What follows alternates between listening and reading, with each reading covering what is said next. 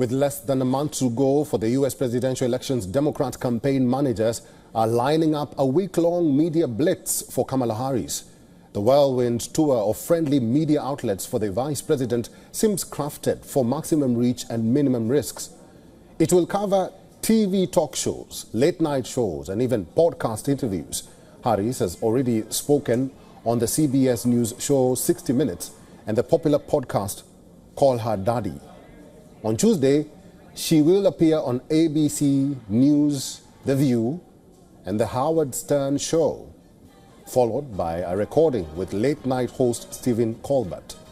Also, Harris will appear alone on 60 Minutes after Trump declined to be interviewed by the election special, a prominent feature on U.S. election coverage. Since replacing President Joe Biden on the Democrat ticket, Kamala Harris has been under constant fire on the campaign trail for what critics call her avoidance of press or TV interviews. Republican leaders now routinely accuse her of being media shy. The media blitz will be an attempt to counter that criticism.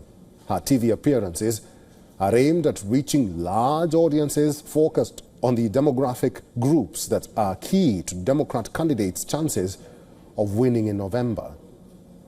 Call Her Daddy is one of the most listened to podcasts among women.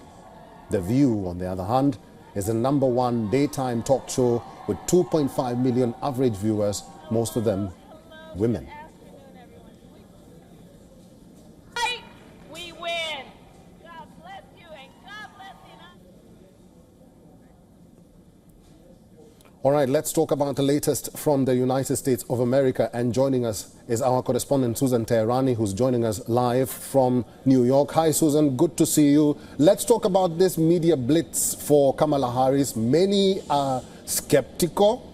Others are hopeful. It's a divided win for Kamala Harris, don't you think? Yeah, what else is new, Eric, in this campaign cycle? More division than ever, even when Kamala Harris, after being criticized for not going on media outlets, decides to go on this media frenzy.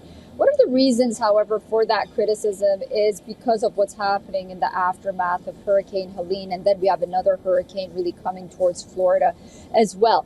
Many believe that going to these lighthearted interviews, as you mentioned, Call Her Daddy, Howard Stern, The View, Colbert, which is a late-night comedy show, these are more lighthearted. They're fine under normal circumstances. But right now, as someone who would want to be commander-in-chief, the criticism comes that she should probably do like FEMA press conferences. She should be on the ground. She should be talking about what's happening inside the country a little more than, what she'll probably be able to talk about during these podcasts and these interviews everywhere. So that's one aspect of it. Another aspect of it is, Harris will go on these interviews, but then the question is whether or not she'll be able to articulate her policies the way that, many voters want to see and articulate it. So, we'll be watching.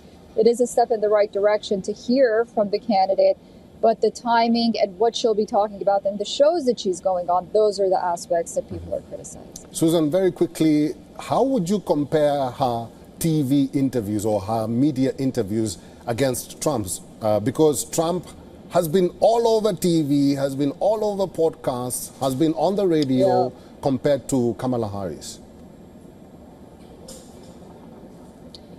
Listen, everyone knows Donald Trump is a natural. He's been on TV for the past 30, 40 years. He's been doing these kind of interviews even before he ran. He is somewhat a former president. He doesn't shy away from controversy, and he knows how to handle it. It's a very different ballpark. Even when Donald Trump doesn't articulate his policies, it appears that he gets better ratings just speaking to someone off the cuff and ad-libbing. That's something that Kamala Harris has trouble doing, is she somewhat often goes into these, talking points that really don't make a lot of sense. It's like a word salad, people say, and that's her challenge, really. And if she can even, with that, if she can win the hearts and minds of those undecided voters that she's at least likable, believe it or not, that'll go a long way for her.